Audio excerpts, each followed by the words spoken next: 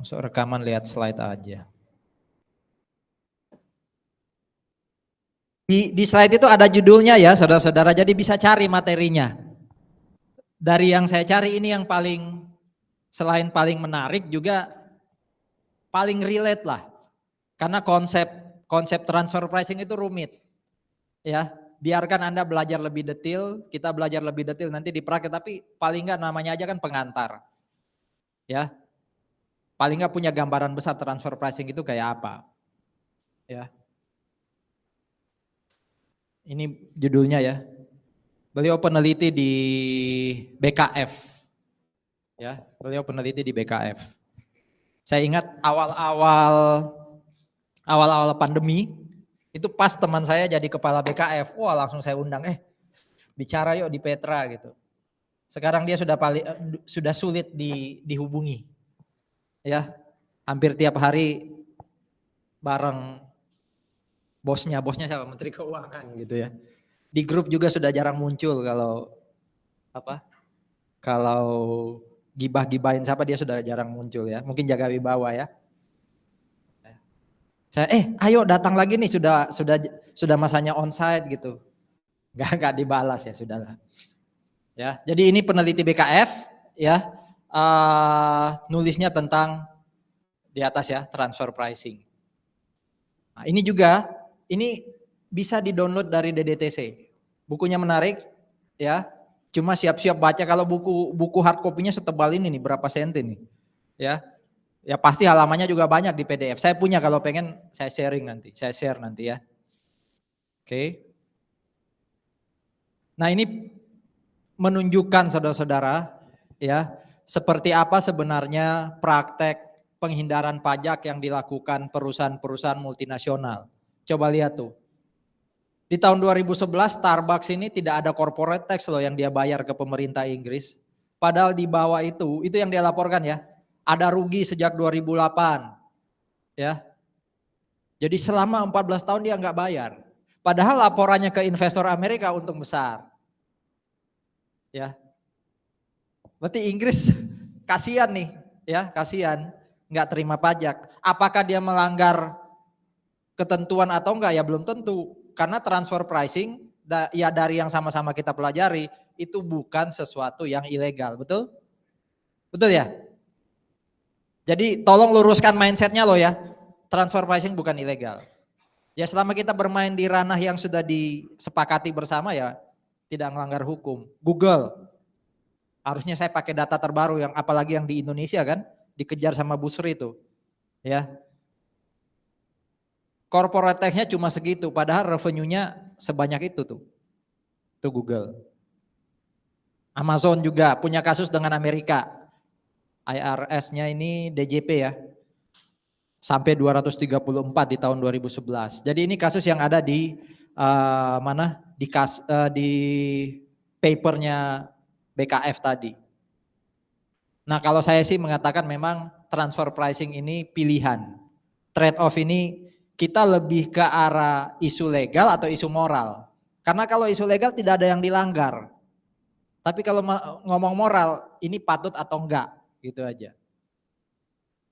Ya. Jadi kepatutan lah lebih pas. Apalagi kalau kita orang Indonesia ya, warga negara Indonesia yang harusnya dukung negara, tapi kemudian kita lakukan transfer pricing. Enggak apa-apa secara hukum, tapi tegakah kamu ke negaramu yang lagi berjuang untuk pembangunan, ya gampangnya kayak gitulah. Ya, bahasanya.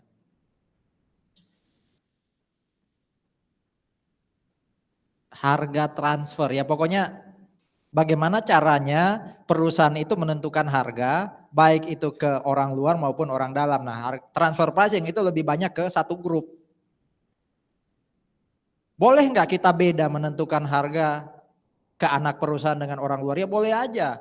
Itu sangat bisnis manusiawi atau bisnis oriented banget kan? Makanya kalau bicara transfer pricing itu ada dokumen yang harus dilengkapi namanya TP-Doc kan. Selama kita bisa memperlihatkan gimana sih cara saya ngitung harga barang yang saya kasih ke anak perusahaan atau induk, menurut saya nggak masalah. Pernah belajar TP-Doc nggak? Workshop atau kuliah? Belum pernah ya? Kira-kira isinya Tipidoc itu kalau dari yang saya terangkan tadi, itu lebih ke arah mata kuliah apa ya selama kita kuliah? Transfer pricing document.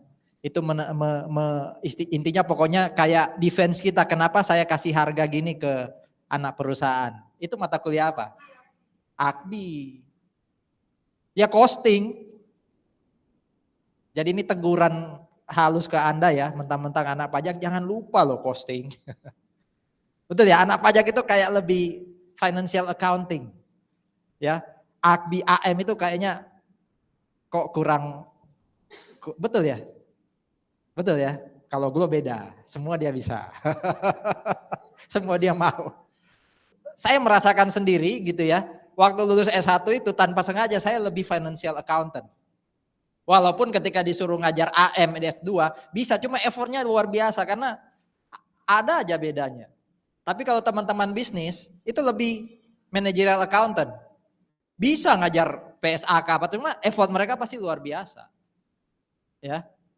Nah, ini mengingatkan kita transfer pricing. Kalau Anda pengen berkarir di pajak internasional khususnya transfer pricing, ya awareness atau apa relate-nya dengan AKBI atau AM itu mulai dibangun lah, ya, mulai dibangun. Oke, nah transfer pricing, saudara-saudara, itu bisa terjadi di dalam perusahaan, ya, dalam satu divisi.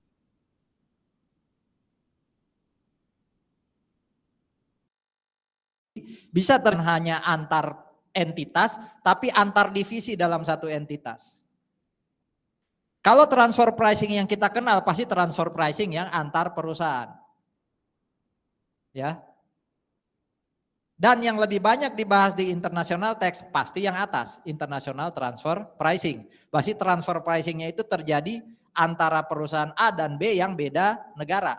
Karena kalau transfer pricingnya terjadi di domestik, mungkin yang lebih banyak main PPN. Betul ya?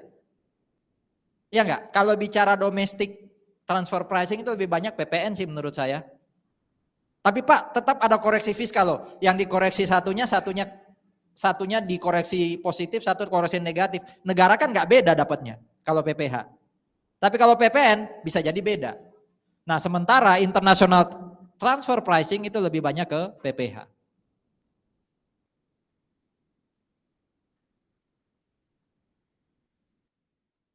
Ini yang tadi saya katakan transfer pricing itu harusnya netral.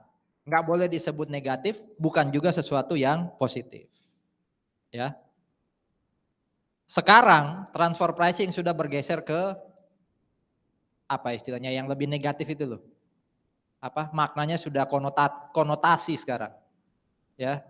Kenapa? Karena orang sudah melakukan praktek ini untuk transfer pricing. Gimana caranya perbesar harga atau rendahkan tagihan? Tergantung negara mana yang mau tanggung pajaknya. Oh, negara yang tarif pajaknya rendah, udah di sana harganya tinggi umpama. Ya. Kita jualnya rendah ke dia, dia boleh jual tinggi gitu. Ya. Itulah yang kemudian membuat definisinya jadi nggak netral. Ya. Jadi negara dengan tarif pajak yang tinggi, ya, itu berupaya melakukan tadi, entah merendahkan tagihan atau meninggikan beban gitu ya, dan digesernya ke lower tax rate, ya, ke lower tax rate. Itulah saudara-saudara yang kemudian disebut sebagai abuse transfer pricing. Jadi di sini sama sekali tidak menunjukkan transfer pricing yang negatif tadi. Nggak ada yang negatif di sini. Tapi kalau sampai kita lakukan praktek kayak gini, itulah yang disebut sebagai abuse transfer pricing. Jadi transfer pricing yang negatif itu loh. Yang selama ini mungkin ada di mindset kita semua. Bahwa transfer pricing itu sesuatu yang ilegal. Jadi kalau Anda mau mengatakan, oh transfer pricing itu ilegal, itu sebenarnya yang ini. Abuse transfer pricing. Ya, atau transfer pricing manipulation, apapun namanya. Ini contoh sederhananya ya. Ada perusahaan di negara X, ya, itu adalah induk, fair value-nya 10, ya, itu kemudian dijual ke Indonesia. Ya, di Indonesia transaction value-nya 30. Ya, ini contoh sederhana dari abuse transfer pricing. Ya. Cukup signifikan perbedaan harganya. Ya. Yang terjadi juga ada contoh sederhana yang lain, negara X perusahaannya punya anak perusahaan di Filipina, rekanan di Malaysia, subsidiary di Indonesia. Ini bisa jadi potensi pajak di Indonesia tergerus karena panjangnya rantai transaksi ini. Ya. Yang atas itu transaksi, bawah itu langsung barang. Jadi barang tidak bergerak seperti yang atas. Barang langsung dari kiri ke kanan. Tapi transaksi dibuat seakan-akan ada 3 lapis. Itu juga abuse transfer pricing. Nah, abuse transfer pricing ini saudara-saudara, ya, abuse transfer pricing ini itu sebenarnya akan lebih banyak bermain di yang internasional. Kenapa? Kenapa abuse transfer pricing itu lebih concern pemerintah kalau terkait internasional? Ya karena kalaupun itu terjadi di bawah, ya, kalaupun itu terjadi di domestik, jadi PTA di Surabaya, PTB di Jakarta, mereka abuse. Ya salah satu kan akan kena tarif yang sesuai aturan. Yang jadi masalah tadi ya, kalau itu terjadi antar multinational companies. Jadi abuse transfer pricing itu lebih ditakutkan, ya, lebih dijaga kalau terjadi di lingkup pajak internasional, bukan di pajak domestik. Ini catatan di paper tadi ya, 2010-2011 saja ada sekitar berapa tuh? Triliunan hilang. Ya. 1,3. Lumayan. Ya. Setengahnya mungkin ini APBD-nya Jawa Timur. Tahun 2011 gimana kalau sekarang nih? Ya. Bisa lebih tinggi mungkin. Jadi ini memang bukan penggelapan, sekali lagi bukan penggelapan, tapi harusnya Indonesia terima segini loh. Tapi karena abuse transfer pricing jadinya nggak terima segini. Apa istilah biaya apa tuh? Kan ada 3 konsep biaya ya. Ada yang sunk cost, opportunity cost, ya kan? Ini opportunity cost, opportunity gain yang hilang karena adanya abuse transfer pricing. Nah, sebenarnya di UU PPH itu sudah diatur ya, pasal 18 ayat 3 harusnya sesuai dengan kewajaran. Ya, sesuai dengan kewajaran. Kenapa arm's length? Karena dianggap ini yang wajar, ini yang bisa digapai. Ya, itu istilahnya. Jadi kalau sampai terjadi transaksi, terjadi transaksi antara pihak yang punya hubungan istimewa, maka DJP punya kewenangan untuk menentukan penghasilan kena pajak. Harus sesuai dengan kewajaran. Ya, harus sesuai dengan kewajaran. Ini definisi hubungan istimewanya pajak, saya yakin ini sudah sangat-sangat dikuasai, ada hubungan kekeluargaan. Ini ya, mana hubungan kekeluargaan yang kanan? Yang ini hubungan kepemilikan. Kalau yang ini kayak apa ya? Ini lebih ke kepemilikan atau kekeluargaan? Disebut menguasai itu kayak apa contohnya? Karena kalau yang tengah itu disebut kepemilikan, ya kenapa nggak sebut saham? Saham itu jelas-jelas ekstrim yang kiri kan. Penguasaan itu kayak apa sih contohnya?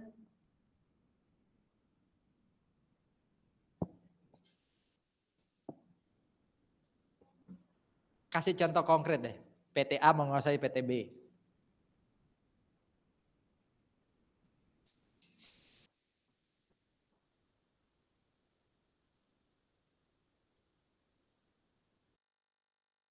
Saya nggak tahu, sering nggak? Saya belinya hanya bisa dari supplier A. Ya, entah karena mungkin barangnya memang bagus atau punya kontrak atau apa, itu kan berarti secara tidak langsung supplier A itu adalah penguasa saya. Berarti saya dan dia itu punya hubungan istimewa. Atau ada orang dari Universitas B, ya, jadi dosennya atau pegawainya Universitas B itu jadi pimpinan di UKP. Nah, itu berarti Universitas B itu penguasa UKP. Karena ya orang dia bisa nyetir kita kok walaupun nggak ada saham umpama. Itu contoh penguasa hubungan karena penguasaan. Ya. Apapun itu, ini 3 hubungan istimewa yang diatur di PPH. Ya. Kalau akuntansi hubungan istimewanya apa? Hubungan istimewa di akuntansi itu apa? Pihak-pihak yang punya apa sih istilah asingnya tuh kalau di akuntansi? Related parties, ya. Pihak-pihak yang saling berhubungan itu apa sih? Di akuntansi dasarnya apa? Kalau pusat cabang pasti. Ya, pusat cabang pasti. Selain pusat cabang apa? Selain pusat cabang apa? Induk anak ya? Pusat cabang induk anak. Selain induk anak dan pusat cabang. Apa? Kombinasi itu kayak gimana? Induk anak itu berapa persen sih kepemilikannya? 50 ke atas ya. Kalau 20 ke 50, itu induk anak gak? Bukan AKL ya itu ya. Itu istilahnya apa tuh? Kalau PTA memiliki PTB anggap aja 40%.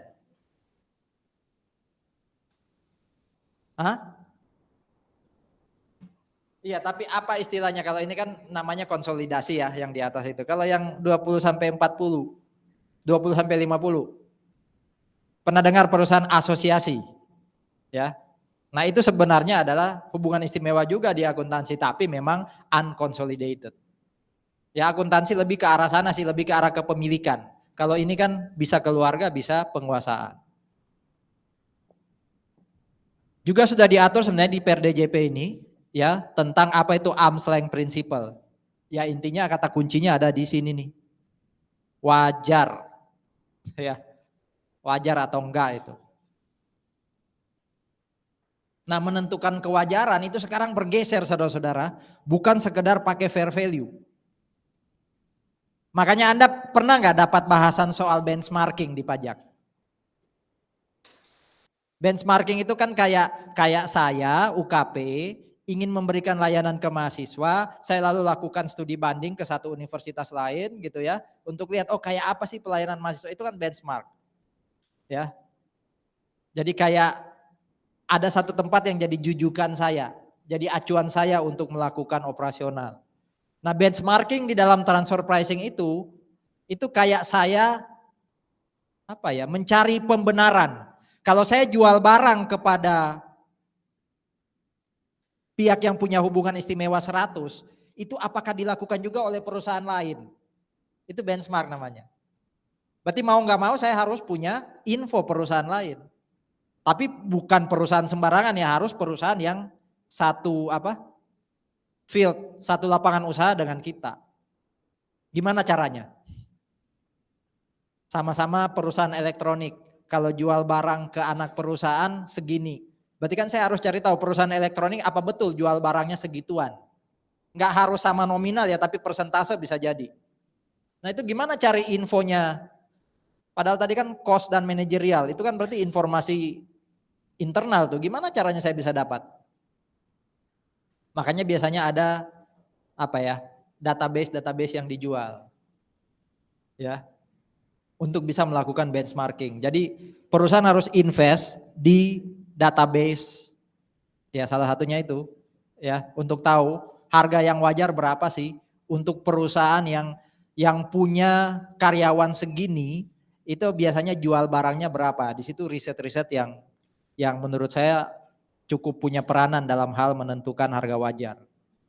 Jadi nggak harus menentukan harga wajar, tapi maksudnya gini, kalau Petra punya karyawan 600, lalu punya anak perusahaan, dia jualnya mungkin 10% lebih rendah, itu wajar nggak? Berarti saya harus cari perusahaan yang punya karyawan 600. Ya, bidangnya sama dan karyawannya mirip saya. Benar nggak dia biasanya motong 10% kalau ke anak perusahaan? Nah, itu lihatnya sekali lagi di database. Ya. Jadi harus invest database. Kalau kita bisa membuktikan itu, bisa membuktikan bahwa harga yang kita beri ke anak perusahaan atau kepada pihak yang punya hubungan istimewa kok mirip kayak perusahaan lain yang sejenis dengan saya, harusnya nggak masalah. Ya, itulah gunanya TP documentation. Wah, itu kalau Anda menguasai itu, sekarang itu masih blue ocean ya. Blue ocean dalam arti belum banyak yang punya kompetensi itu. Surabaya Artex kayaknya sudah ada kan? Ya, ada transfer pricing division. Ya salah satunya kakak kelas Anda kayaknya masuk situ kan. Jadi ya inilah mulai dipikirkan. Wah, ini berarti kita bisa sampai siang di sini nih. Wong hujan gitu. Nah, ini metode-metode yang tadi saya tanyakan ya.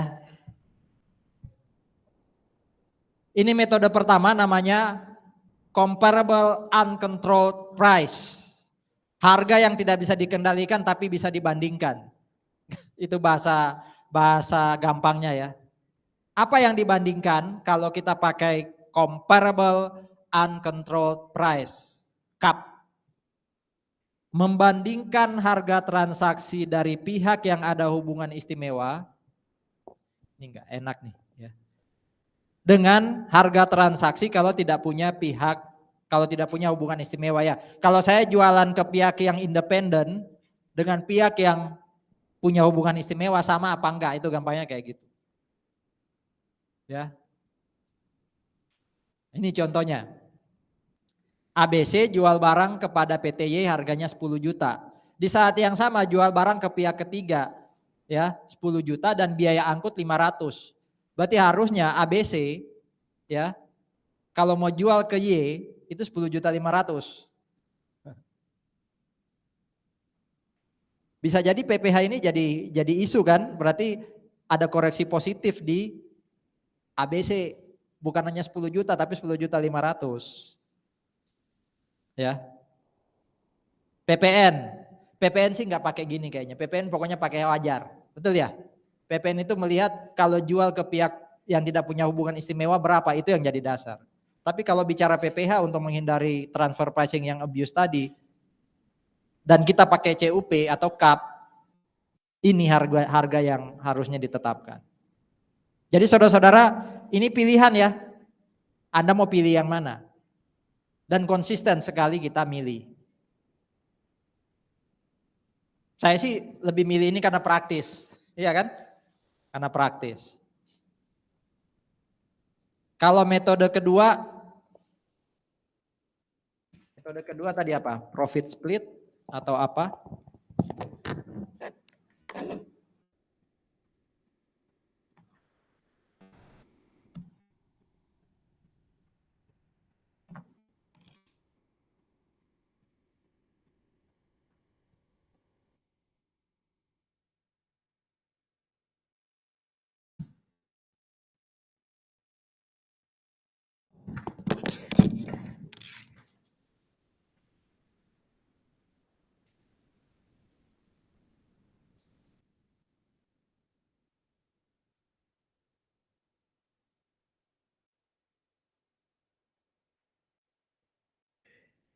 Metode kedua ya. Resale price method. Ini ya. Dari namanya bisa diartikan secara harafiah. Kalau Anda beli barang terus Anda jual ulang, itu kira-kira berapa? Resale ya. Resale price method. Kita lihat contohnya. Karena istilahnya resale ya, yang lebih relate dengan ini pasti perusahaan apa? Dagang ya. Manufaktur lebih ke arah pembuatan, jadi enggak resale. Kurang pas kalau pakai ini. Produk yang telah dibeli dari pihak yang punya hubungan istimewa itu mau dijual kembali kepada pihak lain yang tidak punya hubungan istimewa. Itu asumsi yang dipakai. Ya. Nah, berapa harga wajarnya itu harusnya? Harga wajarnya adalah harga yang terjadi pada saat penjualan kembali tadi itu harus dikurangi dengan markup. Ya. Harus dikurangi dengan markup. Itulah sebenarnya yang disebut sebagai harga wajar. Kita lihat. Harga wajar untuk pihak yang punya hubungan istimewa. Kita lihat ya. A jual barang ke PT B. mereka punya hubungan istimewa, harganya 10. B jualnya ke pihak ketiga yang independen, harganya 20. Nah yang dipertanyakan ini 10 ini wajar apa enggak sih?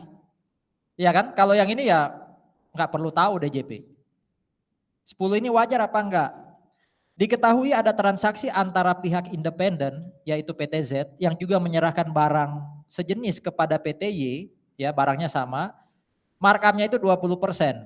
Berarti kalau saya B jual ke C20 dengan asumsi markup yang normal itu 20%, ya. Berarti barang saya yang saya beli itu harusnya 16. Berarti kalau saya catatnya 10 itu understated. Ya enggak? Berarti pembelian saya dari B itu harusnya 16. Oke.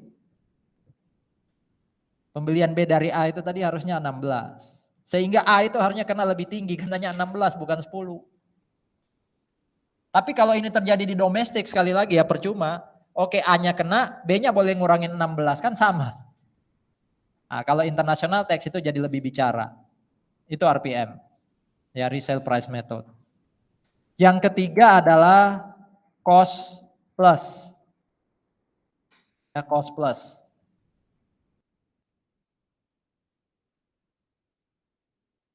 Biasanya manufaktur. Ya biasanya manufaktur. Ya ujung-ujungnya ke mirip kayak di sel tadi ya. Bagaimana caranya kita mencari harga wajar untuk hubungan istimewa kalau mempertimbangkan gross profit. Coba lihat kasusnya. PTA produksi barang 500.000 dan jual barangnya ke afiliasi 900.000. Oke. PTY barangnya sama 600.000, jualnya ke PTZ 900.000. Ya. Penjualan PTY itu perbandingannya 50% gross profit yang pengen dicapai. Berarti kalau ini 500 ditambah 250 ya harusnya 750. Ya. Berarti harga belinya PTB ini dikoreksi. Ya. Ketinggian nih 900. Ya. Nah, itu yang saya sebut tadi ya. Bagaimana caranya PT ini bisa dapat informasi PTY? Wong ini transaksi PTY dengan pihak internal dia kok. Itulah gunanya benchmarking tadi, database tadi. Bisa sih nanya langsung kalau PTY mau jawab. Tapi kalau PTY nggak bisa ngasih informasi internal keluar ya berarti kita harus punya data. Datanya sekali lagi dari database. Dan database itu harus diinvestasi, harus dibeli. Ya, nggak gratis. Yang berikutnya, yang keberapa nih? Keempat ya. SM, Profit Split Method. Saya sudah jarang ikutin sepak bola Indonesia ya. Rupanya PSM baru juara kemarin, ada orang Makassar sini. Tapi sayang juaranya di kompetisi yang nggak ada degradasi, jadi nggak bergengsi ya. Kita lihat nih, ada kasusnya di slide Anda ya, jadi bisa diikuti.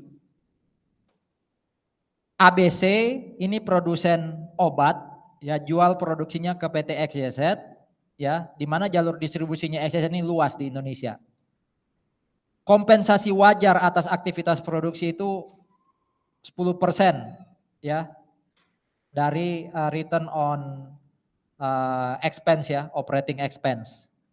Sementara untuk distribusi kompensasi wajarnya adalah 16, 1% dari penjualan eksternal. Nah di sini ada informasinya diketahui ya. A itu ya atau ABC itu manufaktur, penjualannya pakai harga transfer, B itu 300. Gabungannya berarti harga transfer plus 300 dan seterusnya ada semua di sini. Nah ini cara hitungnya, kecil sekali tapi Anda saya harapkan bisa lihat di slide masing-masing. Laba gabungan mereka kalau dilihat di sini itu 50 ya. Laba gabungannya di sini 50. Kompensasi wajarnya katanya tadi 10% dan 1% ya. Di sini ada ya 20 dan 16. Ya. Jadi laba gabungan 50 tapi ada biaya dalam tanda kutip yang dikeluarkan 20 dan 16 untuk manufacturing dan untuk distribusi. Sehingga sebenarnya laba after kompensasi wajar atau after biaya pokok ini adalah 14. Ya, 14.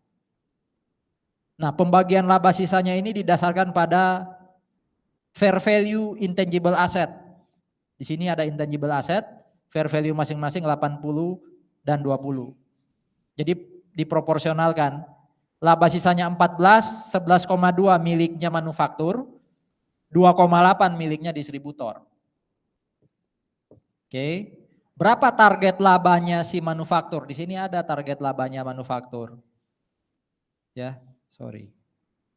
Aktivitas produksi plus laba residual. Aktivitas produksinya 20, laba residualnya 11,2, berarti kan 31,2. Kalau 18,8 dapat dari mana?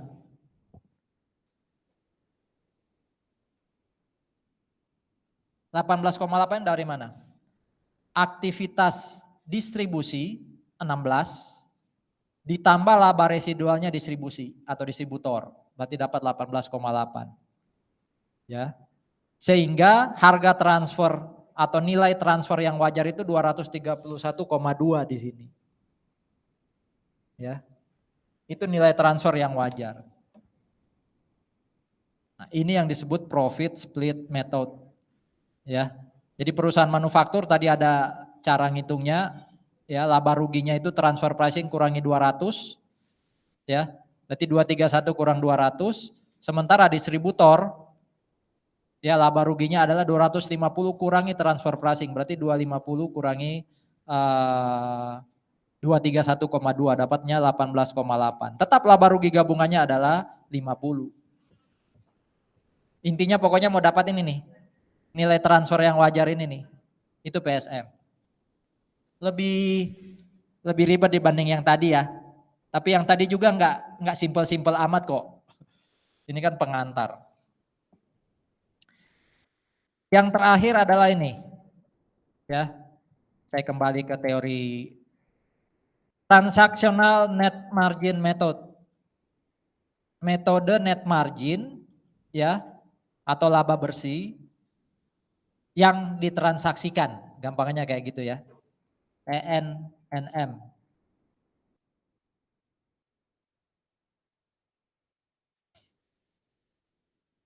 Membandingkan persentase laba bersih operasi. Wah, ini berarti sudah masuk angka income statement ya. Jadi laba bersihnya operasi bukan net income ya, laba bersih operasi, operating income. Ini dibandingkan terhadap biaya ya dengan persentase laba bersih pihak yang punya hubungan istimewa dan pihak yang tidak punya hubungan istimewa. Kita lihat sini. ABC ya, ini produsen alat kecantikan. Dia jualnya ke Malaysia. Ya. Berdasarkan analisis rupanya perusahaan lain itu jual produk serupa laba operasinya 10%. Berarti kalau ABC ini punya HPP dan biaya operasi sekian, totalnya 65, dia pengen markupnya harusnya ikut-ikut atau mirip kayak XYZ ya. Sehingga harga transfernya harusnya 71,5. Berarti kalau dia jual 70 atau 75, ya nggak pas, harus dikoreksi. Itu TNNM. Ada diskusi soal ini saya stop dulu.